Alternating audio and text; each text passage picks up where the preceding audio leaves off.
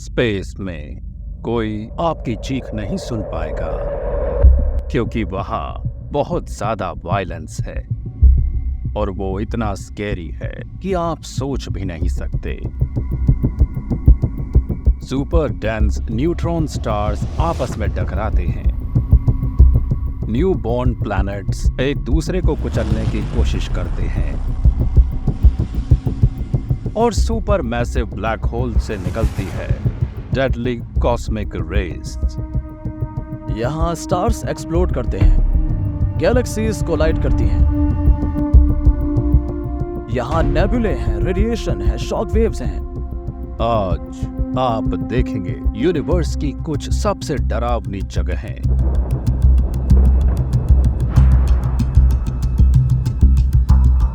विज्ञान शो पेश करता है द यूनिवर्स डेडलिएस्ट।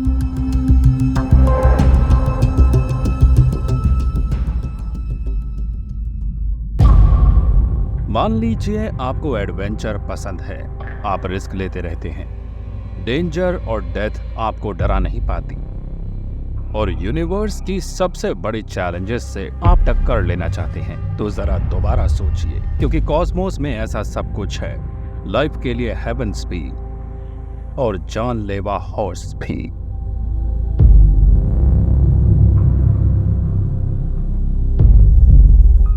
हमारा यूनिवर्स फायदेमंद भी है और वायलेंट भी। इसके कुछ हिस्सों में सिचुएशंस लाइफ के लिए बहुत अच्छी भी हैं, जैसे कि अर्थ पर, लेकिन कुछ जगहें ऐसी भी हैं जहां सिचुएशंस बहुत ही वायलेंट और रफ होती हैं। लेकिन जरूरी नहीं कि आप यूनिवर्स की सबसे डरावनी लोकेशंस पर जाकर ही ऐसी सिचुएशंस का सामना करें। ऐसी कुछ जगह तो हमारे पास ही मौजूद है, जैसे कि बीटलजूस, जो खूबसूरत ओरायन कॉन्स्टेलेशन के बीच में छुपा हुआ है। ये रेड स्टार अर्थ से 640 लाइट ईयर्स दूर है और ये खत्म होने वाला है। बीटलजूस एक बहुत बड़ा रेड सुपर जायंट स्टार है। ये तो दिखने में ही बहुत नाराज सा दिखता है। ये इतना बड़ा है कि अगर हम इसे अपने सोलर सिस्टम में रखते तो ये फैलकर प्लैनेट जुपिटर तक पहुंच जाएगा। ये ह्यूज है। जब बीटलजूस जैसे बड़े स्टार्स खत्म होते हैं तो जोरदार ब्लास्ट होता है। ये स्टार अब सुपरनोवा बनने ही वाला है और जब ऐसा होगा तो हमें बहुत कुछ देखने को मिलेगा। बीटलजूस का फ्यूल खत्म हो रहा है। इसके अंदर मौजूद न्यूक्लियर फायर लगातार इसके जबरदस्त मास की कुचल देने वाली ग्रेविटी से जूझती रहती है और जब ये फ्यूल खत्म होगा तो जोरदार ब्लास्ट होगा। ये तो नहीं कह सकते कि ऐसा कब होगा, लेकिन ये स्टार जल्दी ही कोलैप्स होने लगेगा। स्टार के खत्म होने से पहले, इसके सुपरनोवा बनने से पहले इसके सरफेस के बारे में इमेजिन कीजिए। स्टार का सरफेस बहुत तेजी से पीछे हटेगा, कुछ ऐसे ही जैसे आप बीच पर हो और आप ओशन का पानी बहुत तेजी से पीछे हटता नजर आए। आप समझ जाएंगे कुछ बुरा होने वाला है। कोलैप्स करती बाहरी लेयर्स कोर को पंप करती है, जिससे वो और ज्यादा डेंस होता जाता है। कोर कंप्रेस होता जाता है और स्टार अंदर की तरफ धंसता जाता है। अब गैस को कहीं तो जाना होता है, तो ये इतनी जोरदार फोर्स से बाउंस करती है कि हम सोच भी नहीं सकते।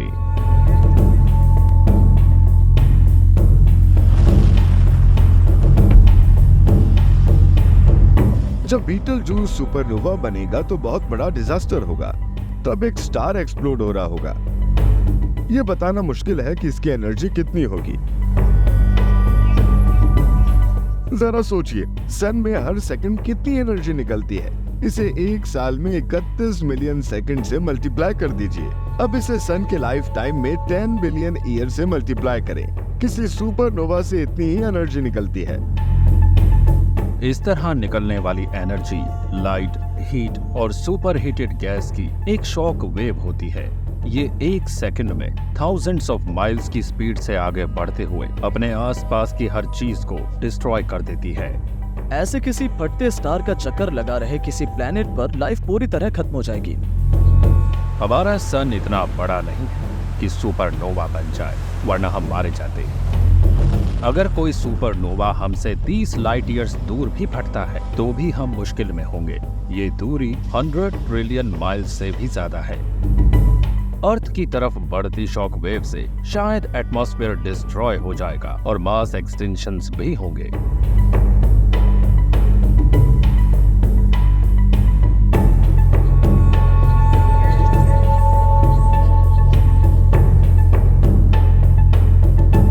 आप बिल्कुल नहीं चाहेंगे कि आप बीटल जूस के आसपास भी जाएं, या फिर इसके सुपरनोवा बन जाने के बाद भी, क्योंकि इसके मरने के बाद शायद ये एक डरावना सरप्राइज छोड़ कर जाए। ये यूनिवर्स में मौजूद एक बहुत ही एक्सट्रीम चीज होगी, यानी एक न्यूट्रॉन स्टार। न्यूट्रॉन स्टार्स को आप कह सकते हैं वैम्पायर ज़ॉम्बीज। ये दरअसल दम तोड़ चुके मैसिव स्टार्स के कोर्स होते हैं, लेकिन न्यूट्रॉन स्टार्स की भी बड़ी कॉम्प्लिकेटेड लाइफ होती है और आप इनके नजदीक बिल्कुल नहीं जाना चाहेंगे। इनमें trillions of tons of matter Manhattan जितनी छोटी सी जगह में कंप्रेस्ड होता है। कोई न्यूट्रॉन स्टार किसी ब्लैक होल के अलावा एस्ट्रोफिजिक्स में सबसे डेंस बॉडी होती है। तो अगर न्यूट्रॉन स्टार के एक छोटे पत्थर जितने मैटर की बात करें तो उसका वजन 100 मिलियन मेट्रिक टन्स जितना होगा और ये फौरन आपके हाथ के आर पार हो जाएगा। न्यूट्रॉन स्टार क्योंकि बहुत डेंस होता है, इसलिए ये एक इंटेंस ग्रेविटेशनल फील्ड जनरेट करता है। ये बताना बहुत ही मुश्किल है कि कोई न्यूट्रॉन स्टार कितना ड्रामेटिक और डेंजरस होता है। इसकी ग्रेविटी इतनी पावरफुल होती है कि ये लाइट को भी मोड़ देती है। आपको इसमें बहुत ही अजीब से शिमरिंग इफेक्ट्स नजर आएंगे। ये चमकदार मगर डेडली होता है। कोई भी एस्ट्रोनॉट किसी भी न्यूट्रॉन स्टार के नजदीक नहीं पहुंच सकता। लेकिन अगर आप कोई आम चेयर ट्रैवलर हैं और इसके बारे में जानना चाहते हैं तो चलिए एक गैलेक्टिक क्रैश टेस्ट डमी को वहां भेजते हैं। हम इसका नाम रखेंगे चक। क्रैश टेस्ट डमीज ऐसी स्पीशीज होती हैं जो पूरी तरह ह्यूमन सेफ्टी को इंश्योर करने के लिए बनी होती हैं और वो खुद को इसके लिए सैक्रिफाइस करती हैं। ये डमी जिस भी सिचुएशंस का सामना करेगा वो काफी मुश्किल होंगी। चक जैसे जैसे न्यूट्रॉन स्टार के पास पहुंचता है, इसकी ग्रेविटेशनल ग्रिप चक की हालत खराब करने लगती है। ग्रेविटी से इतनी तेजी से खींच रही है कि ये बहुत स्पीड पर सरफेस की तरफ जा रहा है। ये लाइट की स्पीड के हाफ या 2/3 स्पीड पर मूव कर रहा होगा। न्यूट्रॉन स्टार की ग्रेविटी अर्थ के मुकाबले 200 बिलियन टाइम्स ज्यादा है। सरफेस से करीब 150 माइल्स ऊपर ये चक के लिम्स पर बहुत ही खराब ढंग से असर दिखाने लगती है। हमसे कहा गया था कि आप जैसे जैसे किसी न्यूट्रॉन स्टार के नजदीक पहुंचते जाएंगे, आपका साइज स्पैगेटी के किसी टुकड़े की तरह लंबा और लंबा होता जाएगा, पर असलियत में आपके टुकड़े टुकड़े हो जाएंगे।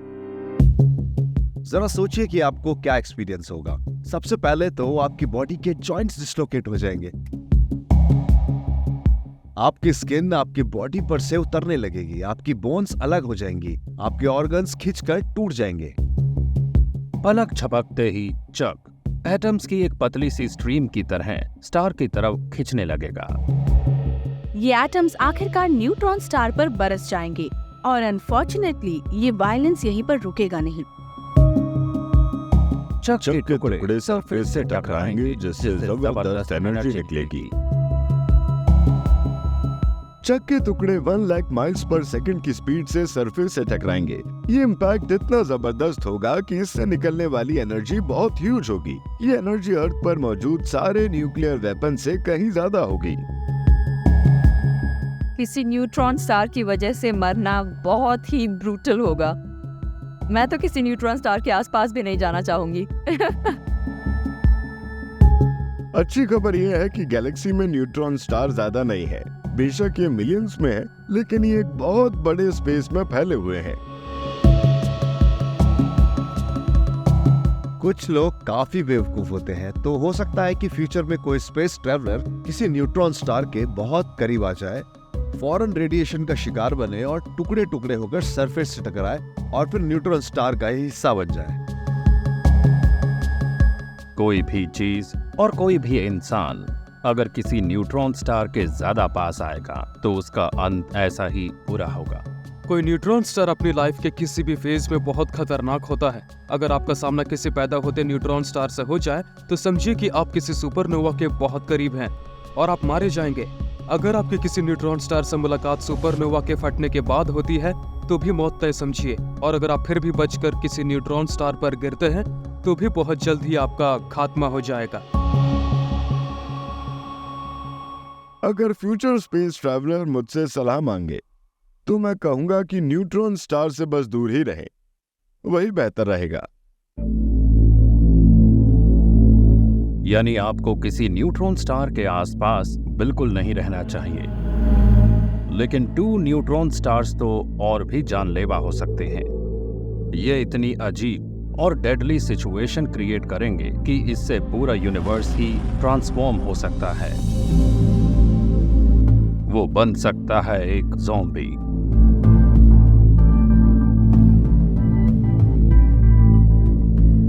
जून 2013 नासा के स्विफ्ट सैटेलाइट को पास की ही एक गैलेक्सी पर एनर्जी का एक शॉर्ट बर्स्ट नजर आया। इसका मतलब था कि कोई बहुत ही एनर्जेटिक और वायलेंट इवेंट यहां हुआ है। ये कोलिजन था 2 न्यूट्रॉन स्टार्स के बीच। लेकिन 2 न्यूट्रॉन स्टार्स आपस में कोलाइड कैसे करते हैं? बाइनरी स्टार्स का गैलेक्सी में होना बहुत कॉमन है। इसमें 2 स्टार्स एक दूसरे का चक्कर लगाते हैं, बशर्ते ये दोनों स्टार्स इतने बड़े हों कि सुपरनोवा बन सके। हो सकता है कि 2 न्यूट्रॉन स्टार्स एक दूसरे का ही चक्कर काटते रहें। 2 सुपर डेंस स्टार्स एक दूसरे का चक्कर लगाते हैं, फिर वो एक दूसरे के और नजदीक आते हैं और आखिरकार कोलाइड कर जाते हैं। इससे जबरदस्त एनर्जी पैदा होती है जो पूरे स्पेस में फैल जाती है।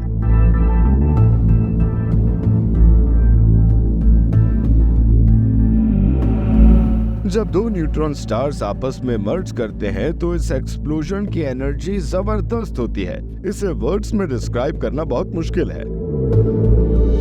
इस एक्सप्लोजन से इतनी एनर्जी रिलीज हुई जितनी सन अपने पूरे लाइफ टाइम में भी रिलीज नहीं कर सकता। ये बिग बैंग के बाद से यूनिवर्स के सबसे बड़े एक्सप्लोजन्स हैं। लेकिन एक्सप्लोजन्स में सिर्फ एनर्जी ही रिलीज नहीं होती है। ये भी हो सकता है कि न्यूट्रॉन स्टार की टक्करों से कुछ बहुत ही अजीब चीज रिलीज हो जाए। ये है एक नया थियोरेटिकल पार्टिकल जिसे कहते हैं स्ट्रेंजलेट। स्ट्रेंजलेट्स नाम इसलिए पड़ा क्योंकि ये जिस मैटर से बनते हैं वैसा हमारे आसपास कुछ है ही नहीं। हमारे आसपास मौजूद सारी चीजें न्यूट्रॉन्स और प्रोटॉन्स से बनती हैं, और ये बनते हैं 2 तरह के क्वार्क्स से। एक को हम कहते हैं अप और दूसरे को हम कहते हैं डाउन। स्ट्रेंजलेट्स में एक अलग तरह का क्वार्क होता है जिसे कहा जाता है स्ट्रेंज क्वार्क। स्ट्रेंज क्वार्क्स के एक साथ आने से बड़े पार्टिकल्स बन सकते हैं, लेकिन ये नॉर्मल मैटर जैसा नहीं होता। ये न्यूट्रॉन्स और प्रोटॉन्स जैसा ही होता है जिनसे हम बनते हैं। इससे बनती है एक अजीब सी चीज जिसे कहते हैं स्ट्रेंजलेट। स्ट्रेंज मैटर, और इस दौरान ये एनर्जी को छोड़ता है। स्ट्रेंजलेट्स को समझने के लिए साइंटिस्ट जिस थ्योरी को यूज करते हैं उसका नाम है स्ट्रेंज मैटर हाइपोथेसिस। इसके मुताबिक स्ट्रेंजलेट्स मैटर की एक स्टेबल फॉर्म हो सकते हैं और ये कुछ खास एक्सट्रीम कंडीशन में ही बनते हैं। स्ट्रेंज मैटर को किसी न्यूट्रॉन स्टार के अंदरूनी हिस्से में ढूंढा जा सकता है। अगर स्ट्रेंजलेट्स वाकई मौजूद हैं तो वो यहाँ हो सकते हैं। किसी न्यूट्रॉन स्टार के कोर में मौजूद प्रेशर्स बेहिसाब होते हैं। इनकी वजह से स्ट्रेंजलेट्स बन सकते हैं। ये स्ट्रेंजलेट्स 2 तरह के होते हैं, पॉजिटिव और नेगेटिवली चार्ज्ड। पॉजिटिव स्ट्रेंजलेट्स तो ठीक है, लेकिन नेगेटिव स्ट्रेंजलेट्स से बचकर रहना ही ठीक होता है। आप स्ट्रेंजलेट्स को सब एटॉमिक ज़ॉम्बीज जैसा समझिए। इन्होंने आपको काटा तो आप भी बन जाएंगे स्ट्रेंजलेट्स। इससे होगा ये कि किसी नॉर्मल मैटर में मौजूद न्यूक्लियाई भी स्ट्रेंज मैटर में बदल जाएगा। अगर न्यूट्रॉन स्टार्स की टक्करों के दौरान नेगेटिवली चार्ज्ड स्ट्रेंजलेट्स रिलीज होते हैं तो उनसे एक चेन रिएक्शन शुरू हो सकता है और ये जिस नॉर्मल मैटर को छुएंगे वो भी ज़ॉम्बी बन जाएगा। तो इस चेन रिएक्शन के दौरान नॉर्मल मैटर बन जाता है स्ट्रेंज मैटर और इस दौरान ये एनर्जी को छोड़ता है। ये कुछ पुरानी साई-फाई मूवी द ब्लॉब जैसा ही है। ब्लॉब जिस भी चीज को छूता है वो भी ब्लॉब बन जाती है। स्ट्रेंजलेट्स अपने आसपास के मैटर को कंज्यूम करते जाते हैं और इसके नतीजे में ऐसा कैस्केड इफेक्ट पैदा होता है जिसका रिजल्ट अच्छा नहीं होता। जब कोई स्ट्रेंजलेट चक से टकराता है तो ये उसे टिकिंग टाइम बॉम्ब में बदल देता है। तो चक में अभी तक जो नॉर्मल मैटर था वो जल्दी ही स्ट्रेंज मैटर में बदलने वाला था, जिससे न सिर्फ चक की आइडेंटिटी बदलती बल्कि इस दौरान जबरदस्त एनर्जी भी रिलीज होती। तो इस तरह पूरी की पूरी गैलेक्सी स्ट्रेंज बन जाती है। जैसे ही उसकी उंगली के नाखून जितना एरिया स्ट्रेंज मैटर में कन्वर्ट होता है, चक में धमाका होता है और स्ट्रेंजलेट पार्टिकल्स स्पेस में फैल जाते हैं। जब नॉर्मल मैटर की थोड़ी सी क्वांटिटी स्ट्रेंज मैटर में बदलती है तो रिलीज होने वाली एनर्जी और ज्यादा स्ट्रेंज पार्टिकल्स को आगे बढ़ाती है ताकि वो और ऐसा मैटर ढूंढ सके। इस तरह ये प्रोसेस खराब और खराब होता जाता है। अगर स्ट्रेंजलेट पार्टिकल्स अर्थ जैसे किसी प्लैनेट से टकरा जाए तो नतीजे बहुत बुरे होंगे।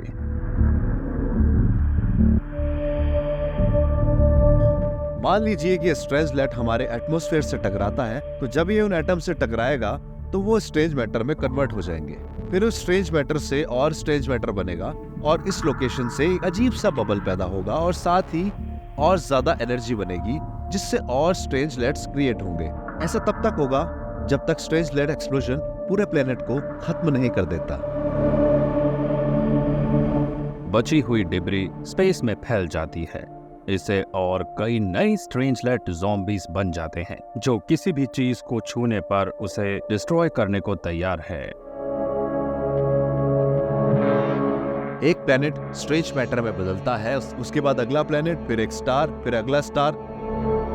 तो इस तरह पूरी की पूरी गैलेक्सी स्ट्रेंज बन जाती है। और इस तरह स्ट्रेंजलेट्स पूरे यूनिवर्स को ही ट्रांसफॉर्म कर सकते हैं।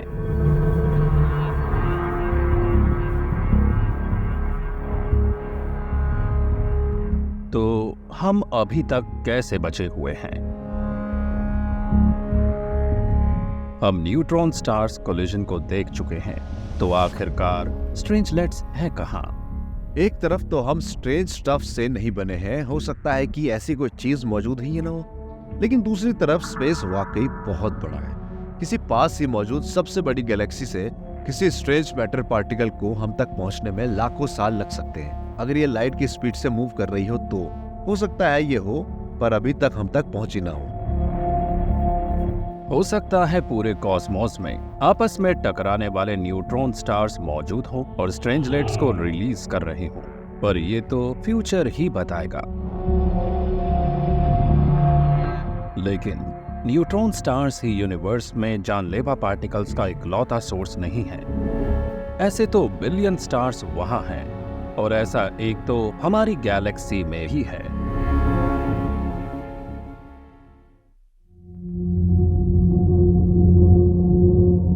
यानी हमारी होम गैलेक्सी मिल्की वे में। इसकी चौड़ाई 100,000 लाइट ईयर से भी ज्यादा है और इसमें बड़े कमाल के नेबुलास और बिलियन ऑफ स्टार्स मौजूद है। ये स्टार्स गैलेक्सी के सेंटर का चक्कर लगाते हैं। ये सुपर मैसिव ब्लैक होल के चारों तरफ घूमते हैं, जिसे कहते हैं सैजिटेरियस ए स्टार। दिखने में ये अच्छे लगते हैं, इनका ग्लो बहुत लीथल है। इसी वजह से हमारी गैलेक्सी के बीच वाला हिस्सा हमारे यूनिवर्स की सबसे खतरनाक जगहों में से एक है। यूनिवर्स में सबसे ज्यादा रेडिएशन पैदा करते हैं स्टार्स। इनमें न्यूक्लियर रिएक्शंस होते रहते हैं और उसी की वजह से वो लाइट पैदा होती है जो हम देखते हैं। स्टार जितना ज्यादा बड़ा होगा, उसके जलने से उतनी ही ज्यादा गर्मी होगी और उतना ही रेडिएशन होगा। गैलेक्टिक कोर में मौजूद है सबसे ज्यादा एक्टिव स्टार्स, और अगर हम वहां जाएं तो हमें जबरदस्त रेडियो एक्टिविटी का सामना करना पड़ेगा। रेडिएशन वर्ड बहुत ही खतरनाक, बहुत ही बुरा मालूम होता है, लेकिन अगर इसकी डेफिनेशन देखें तो ये हमारे चारों तरफ है। रेडिएशन का मतलब है किसी भी तरह की लाइट। इस वक्त मुझ में से हीट निकल रही है, मैं एक गर्म बॉडी हूँ, ये होता है रेडिएशन। बस रेडिएशन की कुछ फॉर्म्स मामूली और अच्छी होती है और कुछ अच्छी नहीं होती। कुछ की एनर्जी कम होती है, कुछ की एनर्जी ज्यादा होती है, और जैसे जैसे एनर्जी बढ़ती जाएगी वो ज्यादा खतरनाक होती जाएगी, क्योंकि हमारे सेल्स इस एनर्जी को अब्सॉर्ब करते हैं, जिससे उन्हें नुकसान हो सकता है। इस तरह के रेडिएशन को कहा जाता है इलेक्ट्रोमैग्नेटिक रेडिएशन। और सबसे पावरफुल एक्स रेज और गामा रेज इतनी स्ट्रॉन्ग होती है कि उनकी वजह से रेडिएशन सिकनेस और कुछ केसेस में मौत भी हो सकती है। एक और तरह का रेडिएशन भी होता है, नाम है कॉस्मिक रेज। ये छोटे सब एटॉमिक पार्टिकल्स लाइट की स्पीड से मूव करते हैं। न्यू रिसर्च से पता चला है कि सबसे एनर्जेटिक कॉस्मिक रेज स्टार्स से नहीं आती, वो आती है सुपर मैसिव ब्लैक होल से। लोग जब ब्लैक होल्स के बारे में सोचते हैं तो उन्हें लगता है वो बहुत डार्क है और वो लाइट को अब्सॉर्ब करते हैं, लेकिन शायद आप हैरान हो कि जब कोई चीज किसी ब्लैक होल में गिरती है तो वो बहुत गर्म होती जाती है और शायद वो ब्लैक होल के ऊपर मौजूद हाई एनर्जी जेट्स की तरफ चली जाए। जब ये मटेरियल ब्लैक होल में गिरता है तो इसकी ऐसी डिस्क बन जाती है और इसके बहुत गर्म होने के कारण इससे हवा का जोरदार झोंका निकलता है। ये सब एटॉमिक पार्टिकल्स को छोड़ती है। तो ये मैटर ब्लैक होल के अंदर वाला नहीं होता, लेकिन जब ये इसमें गिरता है तो ये यूनिवर्स में मौजूद सबसे जबरदस्त रेडिएशन बन जाता है। सुपर मैसिव ब्लैक होल्स का बिहेवियर टर्बोचार्ज्ड पार्टिकल्स एक्सीलरेटर्स जैसा होता है। ये अपने पार्टिकल्स को अपने पोल्स से जेट्स की शक्ल में सुपर हीट करके ब्लास्ट करते हैं। ये जेट्स बहुत ही पावरफुल होते हैं। ये इतने पावरफुल होते हैं कि पार्टिकल्स को लाइट के स्पीड के 99.99% तक एक्सेलरेट कर सकते हैं और ये बहुत फास्ट स्पीड है। चीजें जिस लिमिट तक एक्सेलरेट हो सकती हैं, उस स्पीड को इसकी बस अपर लिमिट समझिए। यही एक्सेलरेटेड पार्टिकल्स होते हैं कॉस्मिक रेज। कॉस्मिक रेज हमारे यूनिवर्स में मौजूद सबसे एनर्जेटिक पार्टिकल्स होते हैं। हो सकता है ये सिर्फ एक प्रोटॉन हो, लेकिन इन्हें इतनी तेज स्पीड पर एक्सेलरेट किया जाता है कि ऐसे किसी प्रोटॉन की स्पीड 100 माइल्स पर आवर वाली बॉल जैसी हो सकती है। इन्हें छोटी कॉस्मिक बुलेट्स कहा जा सकता है। अगर ये आपसे टकरा जाए तो ये आपके सेल में मौजूद डीएनए को फाड़ देंगी या सेल को ही फाड़ कर रख देंगी।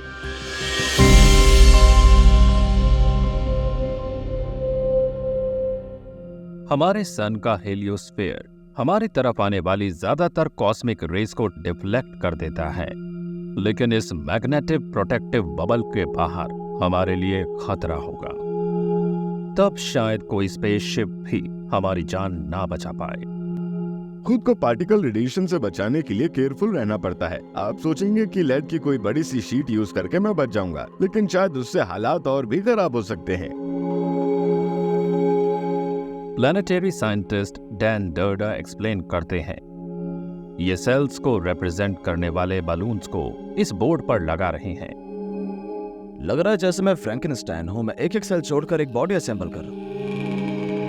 आधा इंच मोटी स्टील की प्लेट एक स्पेस क्राफ्ट के प्रोटेक्शन हल को रिप्रेजेंट कर रही है और एक राइफल बुलेट है एक कॉस्मिक रे की तरह। मैं इस गैलेक्टिक कॉस्मिक रे को हमारे सोलर सिस्टम की तरफ फायर करूंगा। देखते हैं ये हमारे स्पेसक्राफ्ट के साथ क्या करती है।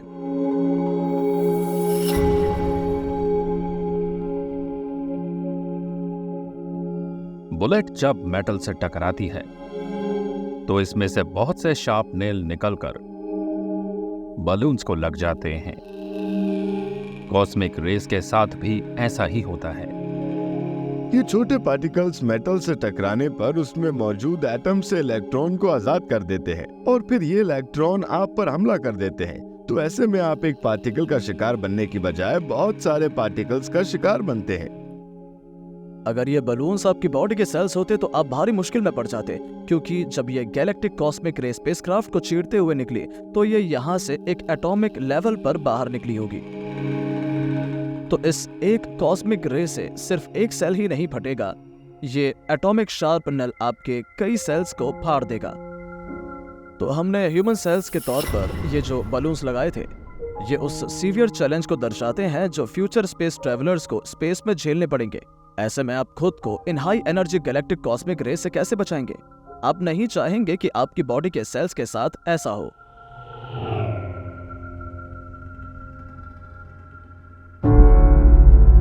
गैलेक्सी के बीच वाले हिस्से तक पहुंचना नामुमकिन है। यहाँ कोई नहीं जा सकता।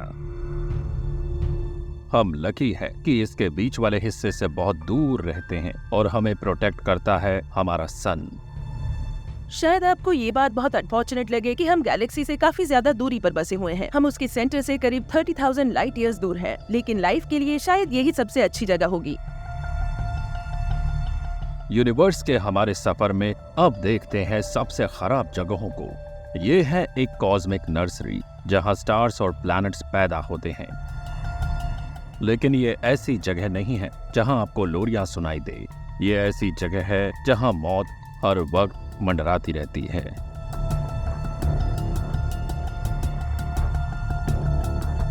हम स्टार्स को खत्म होते हुए देख चुके हैं और अब हम देखेंगे एक प्लैनेटरी सिस्टम को जन्म लेते हुए। ये है प्लैनेट्स की एक ऐसी खूबसूरत फैमिली जो ना जाने कैसे गैस और धूल से एक साथ बाहर आ गई है। भला कौन ऐसी चीज को पास से नहीं देखना चाहेगा? आप, क्योंकि आप यूनिवर्स की इस बेहद खतरनाक जगह में नहीं रहना चाहेंगे। कारण ये है कि किसी प्लैनेट का जन्म काफी खतरनाक इवेंट हो सकता है। प्लैनेट्स कैसे बनते हैं? हमें इस सिलसिले में एक क्लू मिला जब एस्ट्रोनॉट डॉन पेटेट ने इंटरनेशनल स्पेस स्टेशन में अपने एक स्टे के दौरान कॉफी और सॉल्ट के ग्रेन्स वाले बैग्स के साथ एक्सपेरिमेंट किया। उन्हें पता चला कि जीरो ग्रेविटी में ग्रेन्स एक साथ जुड़कर क्लम्स बना लेते हैं। इस प्रोसेस के साइज को बढ़ाकर किसी सोलर सिस्टम जितना कर दीजिए और बस आपको क्रिएशन और डिस्ट्रक्शन का प्रोसेस साफ साफ नजर आ जाएगा।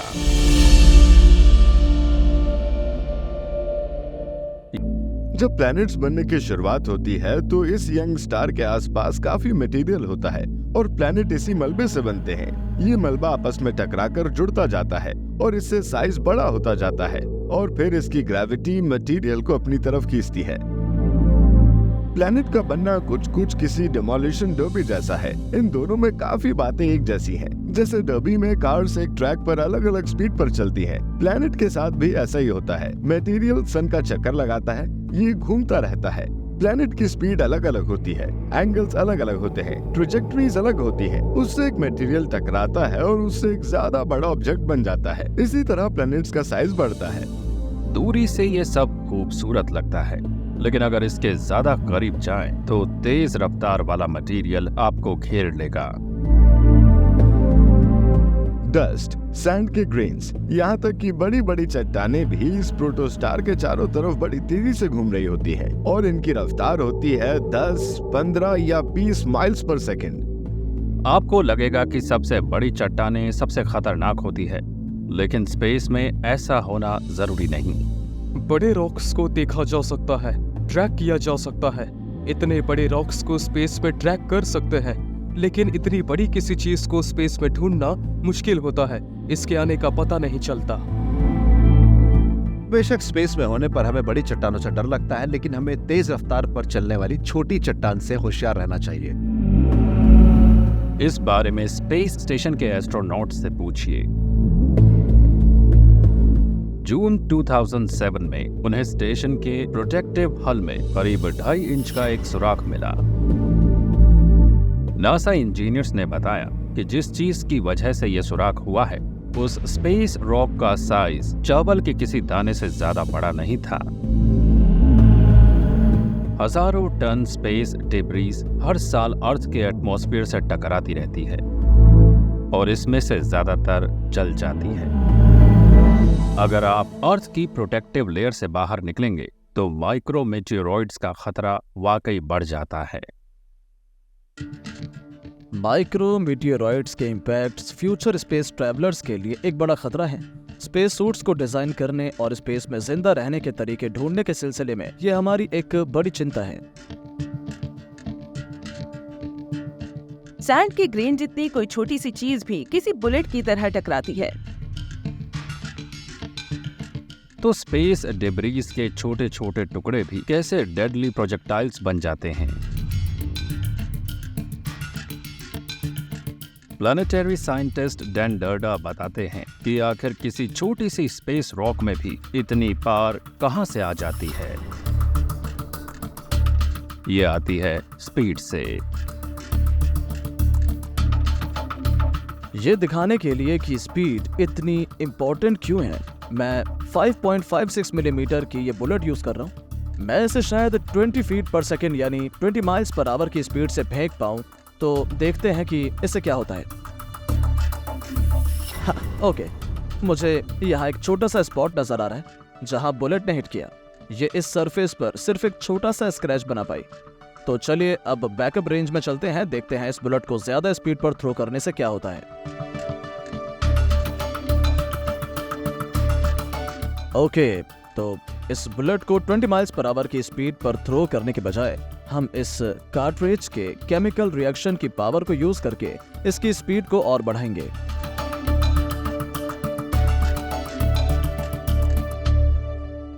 चलिए अब देखते हैं कि बुलेट ने क्या किया है। इस एक्स्ट्रा स्पीड ने इस बुलेट को एक किलर बना दिया है। Okay, this is classic. मैंने जब इसे 20 माइल्स पर आवर की स्पीड से थ्रो किया था तो छोटा सा स्क्रैच आया था, लेकिन 2100 माइल्स पर आवर से भी ज्यादा की स्पीड पर कहीं ज्यादा डैमेज नजर आ रहा है। और इंटरप्लैनेटरी स्पेस पे पार्टिकल्स इससे 20 टाइम्स ज्यादा स्पीड पर उड़ते रहते हैं। तो अगर ये आपका स्पेसक्राफ्ट है और यह है आपके बल्क हेड की मेटल प्लेट जो आपको स्पेस के वैक्यूम से बचाती है, तो फिर आप बड़ी प्रॉब्लम में हैं। अब अगर मार्बल साइज की कोई बॉल 40,000 माइल्स पर आवर की स्पीड से हमारी क्रैश टेस्ट डमी से टकराती है तो वो उसके पार निकल जाएगी। बेसबॉल में ये रूल्स होते हैं कि बैटर को हेलमेट पहनना पड़ता है, क्योंकि बेसबॉल उसकी तरफ 100 माइल्स पर आवर की स्पीड से आती है और उसके सर से टकराती है, जिससे वो मर सकता है। अब सोचिए कि बेसबॉल 1000 टाइम्स फास्टर स्पीड से आ रही हो, इससे तो बैटर के सिर में सुराख हो जाएगा, फिर भी बॉल स्लो नहीं होगी। ये चीजें इतनी डेंजरस होती हैं। स्टार के आसपास के स्पेस में हर साइज की डिब्रीज होती है। रॉक्स वहां स्पिन करते हैं, वो एक दूसरे से टकरा सकते हैं और आपस में चिपक भी सकते हैं। चक के लिए ये एनवायरनमेंट बहुत ही हॉस्टाइल होगा, उसे बार बार जोरदार चोटें लगेंगी।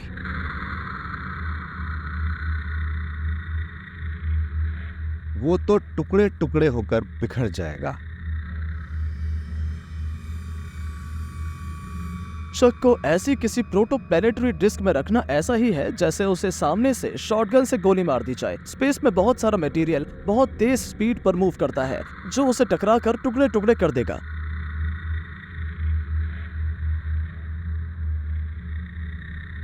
तो ऐसे में अगर आप यूनिवर्स की सबसे शांत जगहों में से एक में जाने का फैसला करें जहां डेंजरस डिब्रीज मौजूद ना हो, तो यहां नजर का धोखा भी हो सकता है, क्योंकि कॉस्मोस की सबसे खाली दिखने वाली किसी जगह में जाना भी एक प्रॉब्लम हो सकती है। वहां एटम से भी पतली और कई लाइट ईयर्स लंबी कोई चीज आपके टुकड़े टुकड़े कर सकती है।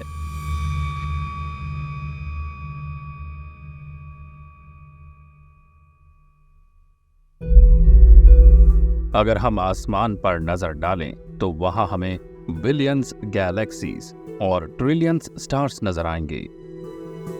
आपको लगेगा कि इनके बीच की स्पेस बराबर है, लेकिन 2015 में साइंटिस्ट ने कुछ बहुत ही स्ट्रेंज चीज देखी। लेकिन हमें बार बार ऐसी चीजें मिलती रहती हैं जिनके बारे में हम एक्सप्लेन नहीं कर सकते। एक ऐसा जायंट एरिया है जो कुछ ज्यादा ही कोल्ड और एम्प्टी है।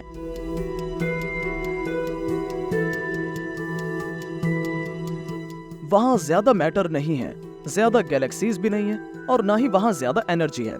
हम इन्हें कहते हैं वॉइड्स और इनमें से कुछ बहुत बड़े हैं। इन्हें कहा जाता है सुपर वॉइड्स। ऐसे ही एक सुपर वॉइड की चौड़ाई है 1.8 बिलियन लाइट ईयर्स। ये आज तक आइडेंटिफाई किया गया सबसे बड़ा इंडिविजुअल स्ट्रक्चर है। इस वॉइड में 20% कम मैटर है। इसमें उम्मीद से 10,000 कम गैलेक्सीज हैं, यानी इसमें करीब 1000 ट्रिलियन स्टार्स नहीं हैं। हम पूरी तरह श्योर नहीं हैं कि ये सुपर वॉइड कैसे बना। हाँ, हम ये जानते हैं कि गैलेक्सीज का लेआउट यूनिवर्स की शुरुआत के टाइम बना था, इसलिए बिग बैंग पर नजर डालना बनता है। या यूं कहें कि यूनिवर्स के बचपन पर, जब इसकी उम्र सिर्फ 3,80,000 ईयर्स थी। ये कॉस्मिक माइक्रोवेव बैकग्राउंड की एक तस्वीर है।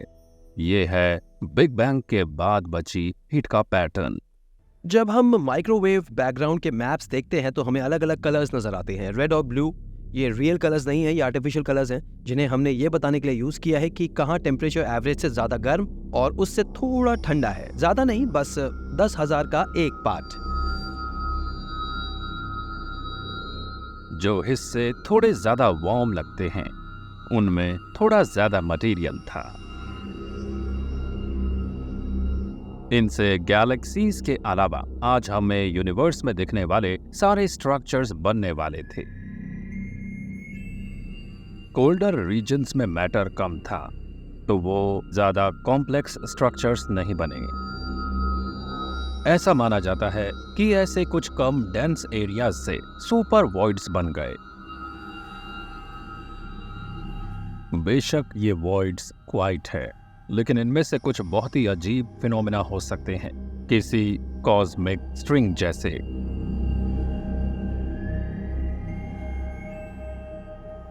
लेकिन ये एक्सप्लेनेशन थियोरेटिकल है। हमें नहीं मालूम कि ये एग्जिस्ट करते हैं कि नहीं, लेकिन जब यूनिवर्स यंग था तो वॉइड्स बन भी सकते थे। माना जाता है कि जब super hot, super dense infant universe ठंडा होने लगा, तो इससे टाइम और स्पेस के फैब्रिक में क्रैक्स आ गए। ये क्रैक्स थिन और डेंस हैं। ये कॉस्मिक स्ट्रिंग्स बहुत ही अजीब चीज है। ये वन डायमेंशनल है और बहुत ही भारी है। माना जाता है कि ये प्रोटॉन से भी पतले हैं, मगर बहुत डेंस हैं। सिर्फ 10 माइल्स लंबी किसी कॉस्मिक स्ट्रिंग का वेट अर्थ से भी ज्यादा हो सकता है। अब जरा सोचिए कि किसी वन डायमेंशनल ऑब्जेक्ट में कितना मास और एनर्जी होगी। इससे यूनिवर्स में मौजूद सबसे शार्प, सबसे पावरफुल नाइफ कह सकते हैं। यूनिवर्स के पैदा होते वक्त उसमें मैटर और एंटी मैटर की क्वांटिटी बराबर थी, लेकिन एंटी मैटर के हर बिलियन पार्टिकल्स के मुकाबले मैटर के पार्टिकल्स में बिलियन+1 थे।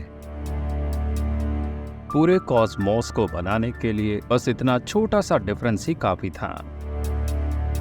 हम जानते हैं कि एंटी मैटर ने मैटर का करीब करीब सफाया कर दिया था। तो अगर हमसे एंटी मैटर का कोई पार्टिकल टकराता है, तो क्या हमारा भी सफाया हो जाए? एंटी मैटर साइंस फिक्शन की चीज है, क्योंकि ये मैटर को खत्म कर देता है। लोग अचानक ये सोचने लगते हैं कि अगर इस कमरे में एंटी मैटर का एक पार्टिकल आ जाए, तो फिर ये मैटर के किसी भी पार्टिकल को फौरन खत्म कर देगा। लेकिन असल में ये एक एलिमेंट्री पार्टिकल है। इससे जो एनर्जी रिलीज होगी वो बहुत ही थोड़ी होगी।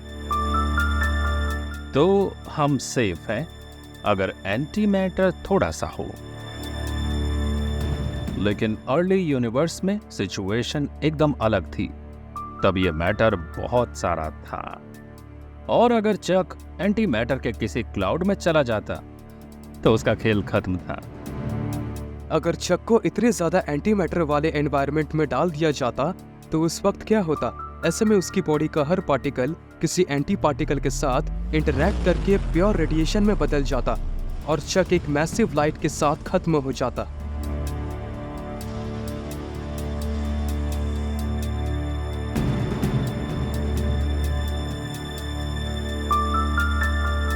चक ट्रांसफॉर्म हो जाता एक लाइट बीम में।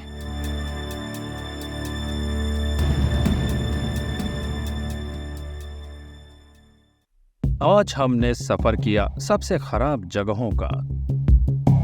हमने देखी सबसे खराब चीजें जो मौजूद है यूनिवर्स में।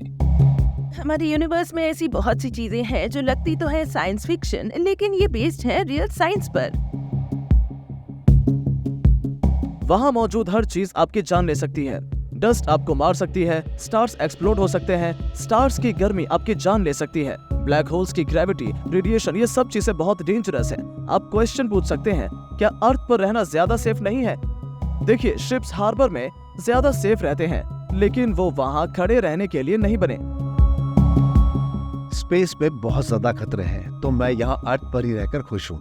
लेकिन अगर एलियंस अपने स्पेसशिप के साथ यहाँ आते हैं तो मैं यहाँ से निकलना चाहूंगा। पर अगर डेंजरस प्लेसेस ना होते तो हम भी यहाँ ना होते। हमारा यूनिवर्स सिर्फ इसलिए एग्जिस्ट करता है क्योंकि बिग बैंग की तबाही में मैटर ने एंटी मैटर को हरा दिया, और हम सिर्फ इसलिए जिंदा है क्योंकि एक सुपरनोवा एक्सप्लोड हुआ था जिससे फैले मटेरियल से प्लैनेट्स बने और हम बने। तो यूनिवर्स कुछ देता भी है और कुछ लेता भी है। स्पेस एक बहुत स्केरी प्लेस लग सकती है, लेकिन आपको ये सोचना चाहिए कि अगर सुपरनोवे ना होते तो हम भी यहाँ ना होते। तो बेशक हमने इन चीजों को एक्सपीरियंस नहीं किया है, they really are just how the universe works.